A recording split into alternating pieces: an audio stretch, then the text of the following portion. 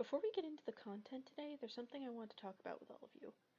There are certain monsters I won't be showing the encyclopedia's art for. This is not due to my distaste for these monsters, this is because they are built a little too much like children for my personal tastes, despite being adults for their species. A list of those species will appear on your screen now. Monsters that are flat-chested but could not be mistaken for a child will get their art shown. The names of those species will now be shown as well. Okay, now that the uncomfortable subject is out of the way, let's get to why we're actually here. Today we're looking at a fantasy staple, something so omnipresent it's embedded itself into almost every culture. That's right, the first monster review for this channel is a dragon. I personally love dragons. No matter the incarnation, they're just a classic. Be they fire-breathing agents of death and destruction, or wise and gentle creatures who bring rain in exchange for roasted swallows. Seriously though, why swallows? They're tiny, and you're a massive dragon. Go for an eagle or something, you might actually get full. Or even benevolent gods. They're everywhere, so it makes sense for the encyclopedia to have them, and it would be weird if they didn't. Dragons are, obviously, members of the dragon family and reptile type of monsters. They have 6 subspecies: the wyvern, the worm, the ryu, the jabberwock, the dragon zombie, and the otohime.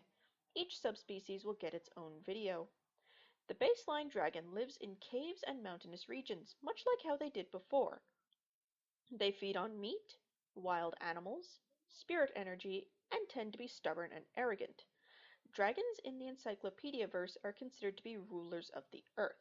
Monsters powerful enough that they can temporarily transform into the forms they used to wear before the Demon Lord rewrote things. They have kept their love for hoarding treasure, their lairs filled with precious metals, jewels, and magic items. Despite high intelligence, they are strongly governed by their instincts and view humans as lesser beings, just like how they used to. They act uninterested, but because of the Demon Lord's influence, they will recognize human males as males of their species. As a result, they are very reluctant to harm them despite their own personalities. They could absolutely annihilate a human if they wanted to, but they just don't. Sometimes they even develop feelings of endearment towards humans. Like all monsters in the universe of the Encyclopedia, they strongly desire having a husband and being loved. When a man strikes their fancy, they snatch him up and take him back to their lair. There, the man is showered with love and affection, soon realizing his captor had no ill intent at all, and falling for her as well. She will then treat him as her most precious treasure and protect him fiercely. Sadly, though, sometimes this never happens, and a dragon can live to old age and die without ever having a husband. This can happen due to a dragon driving away or even accidentally killing a would-be dragon slayer in self-defense.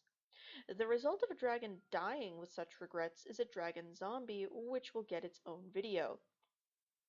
Comparing the encyclopedia's dragon to its mythological inspiration, the Western dragon, we can immediately see the differences, few they may be. For one, aesthetics. That would normally go without saying, but I thought it would be best to mention it anyway. Another difference would be their personalities. While they've kept the "I am master of all I survey, look upon me and tremble" outlook, it's been softened somewhat, as evidenced by them becoming fond of humans sometimes. This isn't a "give me treasure and I won't kill you" kind of fondness. This is a "I actually care about your continued survival" sort of fondness. They've kept their love of treasure, which would have been weird to discard in the first place. I mean, that's the first thing you think of when you think of a dragon.